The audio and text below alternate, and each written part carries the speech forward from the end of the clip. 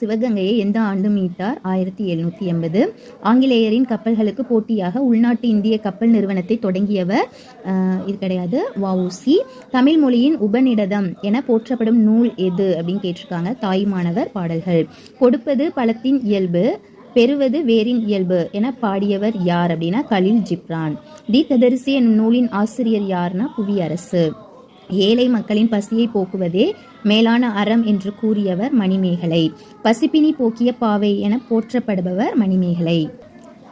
பாதம் என்னும் சிறுகதை எந்த சிறுகதை தொகுப்பில் இடம்பெற்றுள்ளது அப்படின்னு கேட்டிருக்காங்க. ஆன்சர் பார்த்தீங்க அப்படின்னா தேசாந்திரி. ஆன்சர் தேசாந்திரி.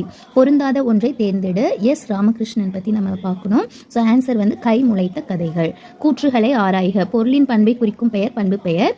செம்மை, நன்மை, வட்டம், சதுரம் என்பன பண்பு பெயர்கள் ஆகும். 1, 2 சரியான ஆன்சர். அடுத்தது காரண பொது பெயர் அல்லாதது எதுன்னு கேட்டிருக்காங்க. வளையல். வன்புகழ் கொடையிற் காண்போம், வலிமையை போரில் காண்போம் என பாடியவர் யார் அப்படின்னா முத்தரையனார். நமக்கு துன்பம் செய்தவர் நாணும்படி அவருக்கு டேஸ் தான் அவரை தண்டிக்கும் வழி என வள்ளுவர் கூறுகிறார். ஆன்சர் நன்மை செய்வது. உள்ளத்தில் டேஸ் இல்லாமல் இருப்பதே சிறந்த அறமாகும் என வள்ளுவர் கூறுகிறார். எது இல்லைன்னா குற்றம் இல்லாமல் இருப்பது தான் அறம். சொற்பொருள் தருக. பூதலம். பூதலம் அப்படின்னா பூமி அப்படின்னு அர்த்தம். பூதலம் அப்படின்னா பூமி. லைட் ஆஃப் ஆசியா என்ற நூலின் ஆசிரியர் யார்னா எட்வர்ட் அர்னால்டு. கீழ்காண்பவைகளில் எவை சரி? மணி பல்லவத்தீவு புத்த பீடிகை. ஆதிரை ஆபுத்திரன் மனைவி. தீவத்திலகை மணி பல்லவத்தீவின் காவல். இதில் ஆன்சர் பார்த்தீங்க அப்படின்னா 1, 3 தான் கரெக்டான answer. So answer D is the correct. கருணை உடையவரே என்னும் கண்ணிய வாழ்வுடையவராம் என்று கூறுபவர் யார் அப்படின்னா புத்தர். வள்ளலார் பசித்தோருக்கு உணவளிக்க சத்திய தருவ சாலையை எங்கு நிறுவினார் அப்படின்னா வடலூர். கடுமையான தொற்று நோயான தொழுநோயால் பாதிக்கப்பட்டவரையும் கருணை மனம் கொண்டு அவருடைய புண்களை தனது கைகளால் தூய்மை செய்து அவர்களுக்கு மருந்தினை அளித்த புனிதர் அன்னை தெரேசா. வள்ளலார். வள்ளலாருக்கு ஆன்சர் பார்த்தீங்க அப்படின்னா பசிப்பினி போக்கியவர் தான் யாருன்னா வள்ளலார். கைலாஷ் சத்யார்த்தி அப்படின்னா குழந்தை உரிமைகளுக்கு பாடுபட்டவர்.